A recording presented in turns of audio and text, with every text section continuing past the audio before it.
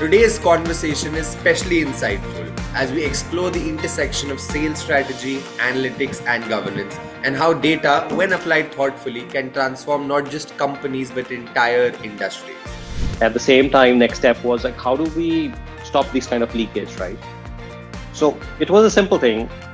We were not supposed to take the revenue. So your time at GMR Delhi International Airport must have been fascinating. I mean, you were advising joint ventures across IT, retail, F&B, and advertising all under one ecosystem. All services cannot be just provided by one stakeholder. So we had to bring in a lot of experts and different parties for different verticals.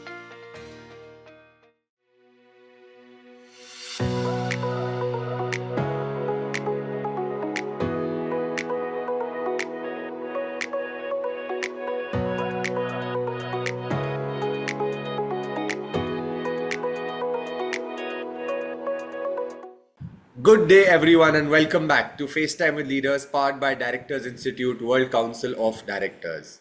Today's conversation is especially insightful as we explore the intersection of sales strategy, analytics, and governance, and how data, when applied thoughtfully, can transform not just companies but entire industries.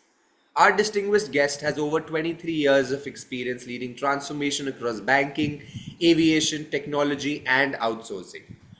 From uncovering revenue leakages at HSBC to advising joint ventures at Delhi International Airport to most recently serving as Director of Sales Analytics and Strategy at Zones LLC in Seattle, he has consistently combined data, strategy, and leadership to deliver measurable results.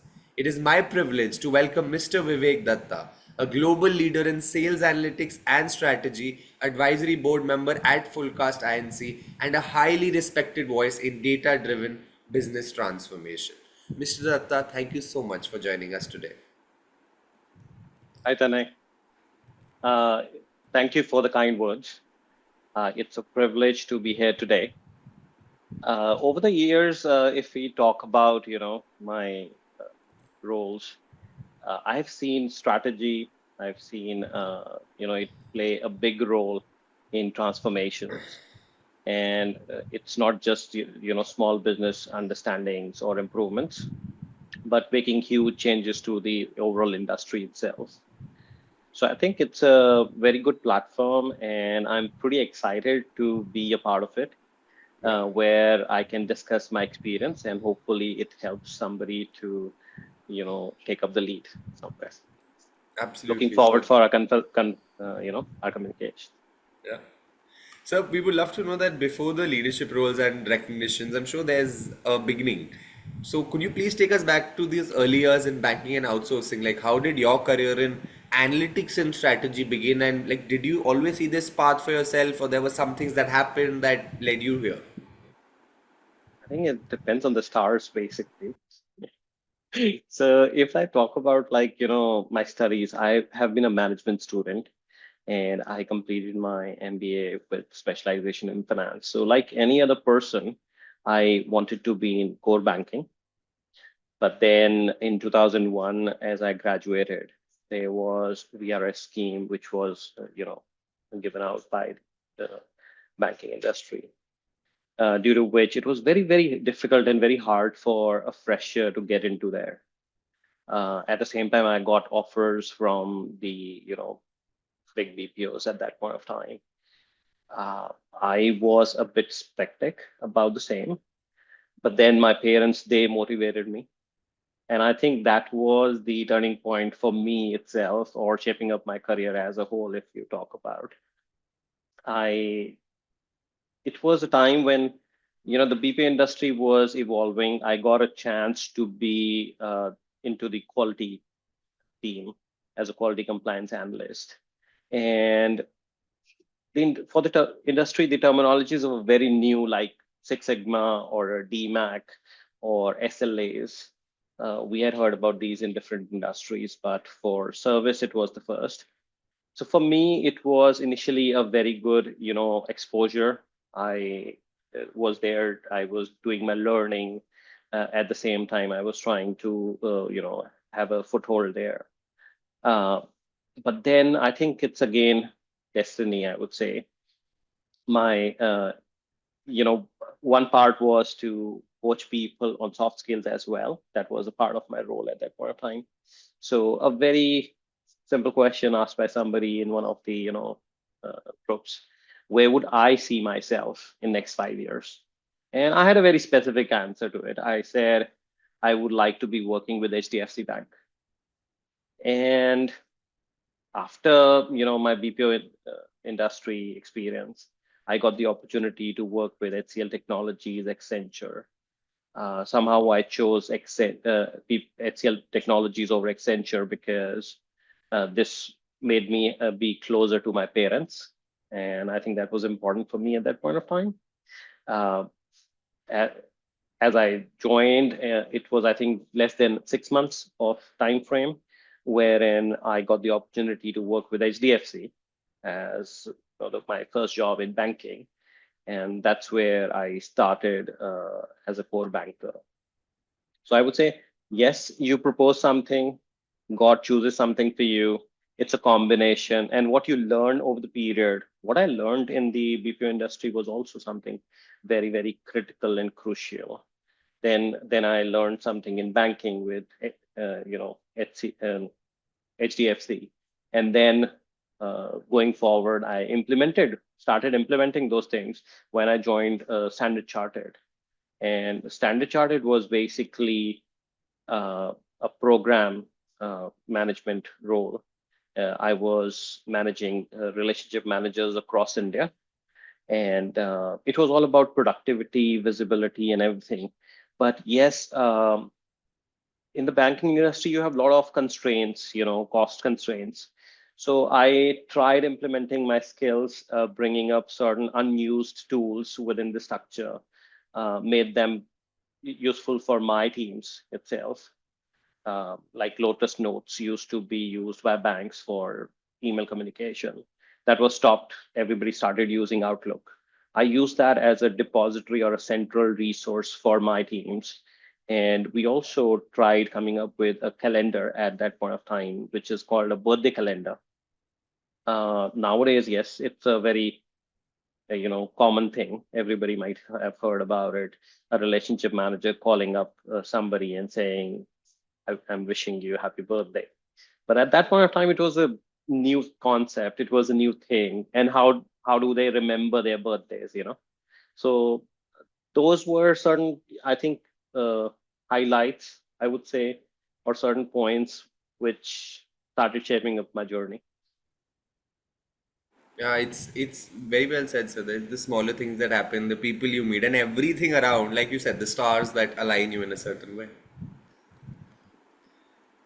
Sir, at HSBC, you led forensic analysis that recovered nearly 12 crore annually. That's remarkable. Could you please share how that project shaped your problem-solving mindset as a leader? So after Standard Chartered, the next, I think, pit stop for me was HSBC. And I was working in the analytics team for the bank, majorly retail banking. So I would say one of the reviews that we were doing, we could identify very well that the taxation that was going to the authorities at a given point of time was something not even earned by the bank, and bank was overpaying taxations. So what we did was we tried studying that overall thing month by month. And as Tanay, you would have a savings account, right? You have a debit card, and the bank would charge you an annual fee on that every time. But then there are so many accounts where it would be accrued, but you would not be able to collect that amount from the customer because either the account is inactive or there are no funds in the account, be it just 100 rupees, but still. And what the bank was doing was already calculating taxation on that amount and paying a higher taxation amount to the authorities. Damage was already done. But then our step was like, first step, how do we recover it? We did extensive work. We did a lot of paperwork because it was authorities that we were dealing with. Each and every account, each transaction was shown on papers, and we filed for returns. Yes, we were successful, and the authorities refunded those amounts because that was not due by the bank. At the same time, next step was like, how do we stop this kind of leakage, right? So it was a simple thing. We were not supposed to take the revenue of the day when we were accruing the amounts. Rather, we had to delay it by a day or two to understand whether it's been collected or not. So the process started on the collected amount rather than the accrued amount. And that simple tweak made us save that much of money. At the same time, I think the another very good piece that we did was about ATMs. There are ATMs which every bank provides as a service, but our service is free? No, there is a cost for every service, and that cost is cost per transaction. So certain means it's difficult for a layman to understand. Certain ATMs would be really not cost effective for the bank. The cost per transaction might be very high. And that's what we identified. And then based on that analysis and research, we either shut down those bleeder ATMs or we relocated them to another place. So that also helped us in, uh, stopping the leakages that were happening to the revenue lines. So I think, yep, those were the two things that come top of my mind. Yeah, very, very interesting. So your time at GMR Delhi International Airport must have been fascinating. I mean, you were advising joint ventures across IT, retail, F&B, and advertising all under one ecosystem. How did you balance these very different business models, and what leadership lessons did you carry forward? So with GMR, the interesting point was that we were coming up with Terminal 3, which was state of art, and all the services cannot be just provided by one stakeholder. So we had to bring in a lot of experts and different parties for different verticals. Everyone had its own challenge. For I would say IT, it is agility and it's innovation that's required.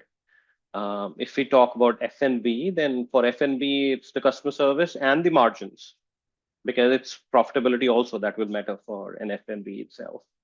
So being in that environment and trying to be handling all the non-aeronautical stuff under one gamut, wherein dealing with these challenges, I considered that as a whole ecosystem rather than going in a different set of silos. For example, if we say we are improving our IT services, it doesn't just mean we are in having some operational improvements that we are going to do. It might impact my F&B customer service experience as well. Similarly, for advertisement, it's not just a space that we are going to rent out for advertisements, but then it would be something that the customer will have visibility to. There will be more transparency. We can, connect better with the customer via that advertisement, JV. So it was, I would say, a combination of all these, which was, helping make a difference. And overall, I would say it's IT, which will which is making a difference everywhere. So it was also again all about costing, nothing about revenues because you're not gonna earn anything out of that. But at the same time, on the other parameters, it was the revenues and the margins, which were making a lot of difference. True. So at Zones, you built a global analytics team from scratch, redesigned performance frameworks, and boosted retention. What, in your experience, matters more, the technology and dashboards, or the culture and trust you build with people? My personal opinion, culture and trust over above everything. I would say technology, yes, it's important. Dashboards important. It's basically for visibility, for mm, having a trust uh, by providing visibility. But at the same time, if you don't have the culture, it's a difficult task.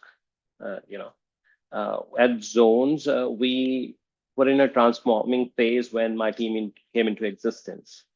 The company has been an IT reseller, an Apple reseller initially, and then an IT reseller. But there was a vision shift. We wanted the company to be an IT service provider. Now, being into the IT service providing, it's like one-stop shop for everything that's required by the customer at that point of time. So it's pretty important at that point of time that you trust your people. You create an environment wherein they can put their best foot forward. They are able to deliver accordingly. So again, I would say technology helps you. For example, a very small example of aviation. I would say there was autopilots, and autopilots would help you ease out the efficiencies. It make the flying more efficient. But at the same time, you still have human pilots, pilot and the co-pilot in the cockpit, right? Nobody got rid of them. So it's always like technology is the enabler, but then people are the ones who are making that change or who are leading the way for that change. So I think it's very, very important that the companies understand that it's not just technologies that gonna solve all their problems. That's not going to give them all the answers. Yeah. It's individuals that need to work in an environment. There needs to be visibility. There needs to be trust that needs to be built with them, Yeah. and they're gonna drive those technologies. Yeah, they are the heart basically of the system, right? And Yes. without that, you don't know where you're going. Yeah. So AI and automation are transforming sales strategy, but you've emphasized quota accuracy and payout transparency just as much as automation. What pitfalls should leaders avoid when rolling out new technologies in performance management? Pretty good question. I would say in today's world, everybody is just talking about AI, implementation of AI technology. And again, as I said in my previous reply, it's very much crucial. What kind of environment or culture do you have within the organization? If people are able to have governance that can be, they're embedded in their, work style. It's an environment wherein you will be able to implement those things. For example, if you talk about, today's world, um, every company would have governance and policies. But then why some of the companies and, uh, are the leaders and some are not the leaders at the same time? And the reason being how the individuals take that governance.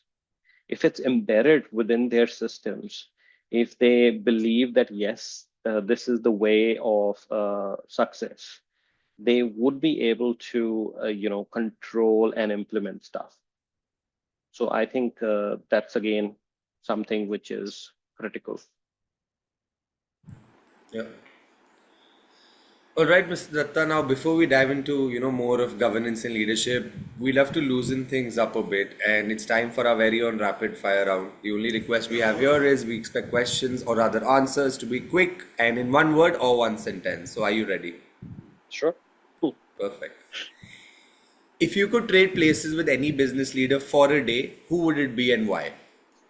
Oh, that's pretty clear. That would be late Mr. Ratan Tata.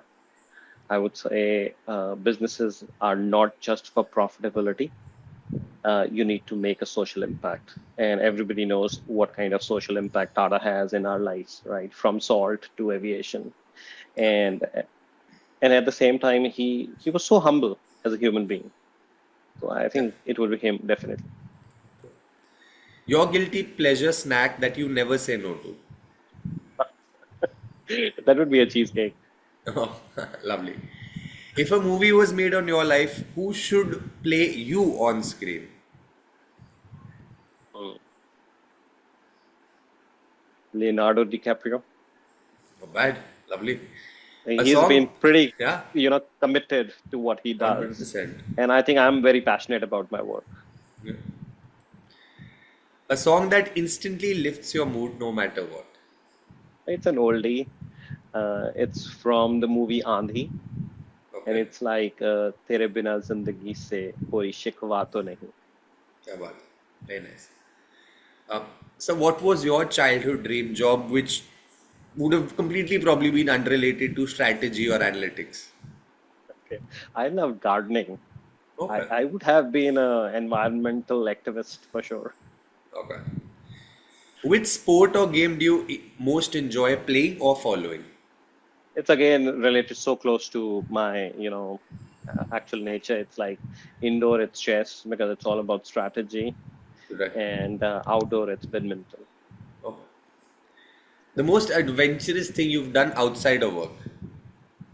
Okay, so tracking. I have been going on for tracking on the hills, Okay. and the other one is visiting haunted places. I don't know if you believe that. Well, we all have things we like to do, so yeah. Adrenaline must be high in those instances, right? Lovely, sir. Thank you so much for that. I think we had a very nice bang on rapid fire round.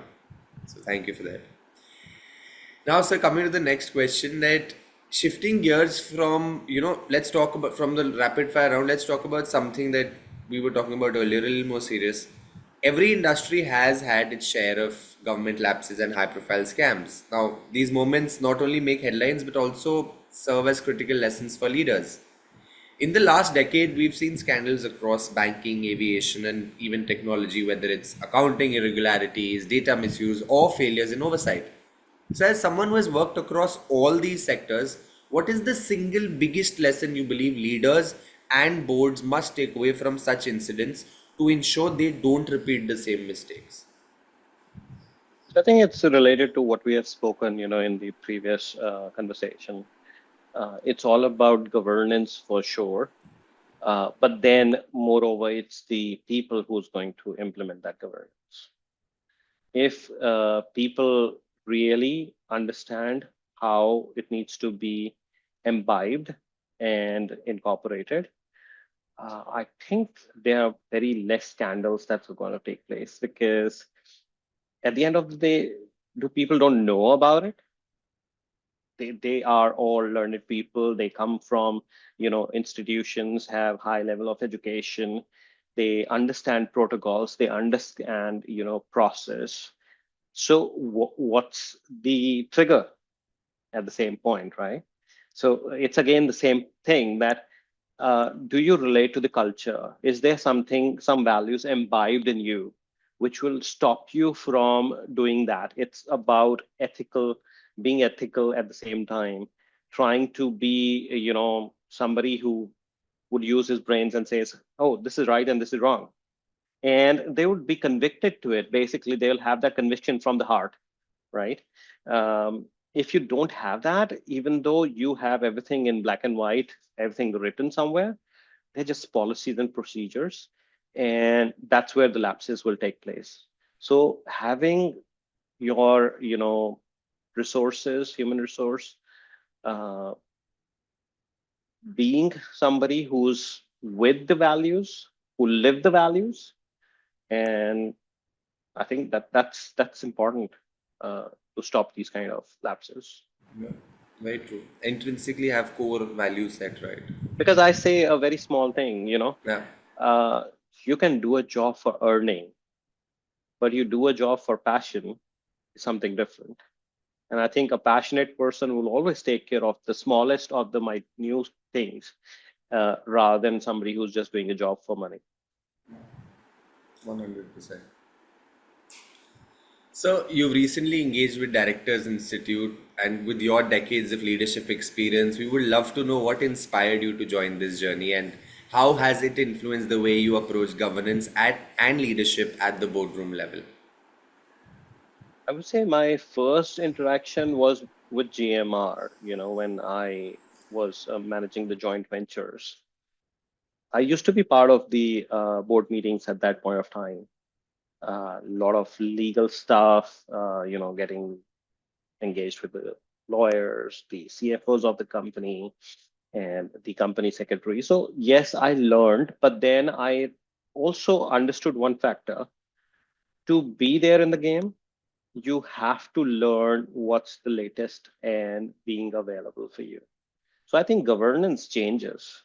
There was governance which might be there 10, 15 years back. And then there is technological governance, right? The definition tweaks itself after every couple of years. So being ready to be able to deliver, I think that was one of the major concepts that was there with me, to be ready as a stakeholder on a board, who is well versed with the latest governance and able to implement that stuff. Because I would say your entire life is like a learning experience. There are subjects like maths or communication, which people would just say, okay, it's a language, it's just mathematical additions, subtraction. But then how do you implement that in your life is more important. So a communication, a very simple one that you might have also understood, and it was like the 7 C's or something like that, right? The clarity and all that stuff. But is everybody using those when they implement? Is the crux of it, right? So the same way, I might be knowing certain things, but then to sharpen my skills, to be there with the latest information, and be ready to make a difference, because I would like to make a difference not from a just from a profitability point of view, but from a social point of view as well, and to make sure that there's some impact on the industry itself. Yeah, very well said. Great, sir. Thank you so much for sharing your journey and insights with us today. What really stood out was not just your technical achievements in analytics and strategy, but also, boosting pipeline visibility, reducing churn, building global teams, and your emphasis on governance, people, purpose as the foundation of leadership and like the core values which you spoke about. I think those are the biggest learnings that our entire audience will take away from today's session. Thank you, Tane, for having me here today. I think it was a great conversation. I really loved expressing my, experience, uh, my thoughts, and hopefully that makes a difference with somebody, and they're able to further, you know, give something back to the society. Absolutely, sir. Absolutely, I'm sure. To all our listeners, if today's conversation gave you a new perspective on data, decision making, or what it truly means to lead with accountability, please don't keep it to yourself. Share this episode with a colleague, a friend, or someone who's building on their leadership journey. This has been FaceTime with Leaders, powered by Directors Institute, World Council of Directors. And until next time, keep learning, keep leading, stay future ready, and of course, have fun in your journey. Thank you so much.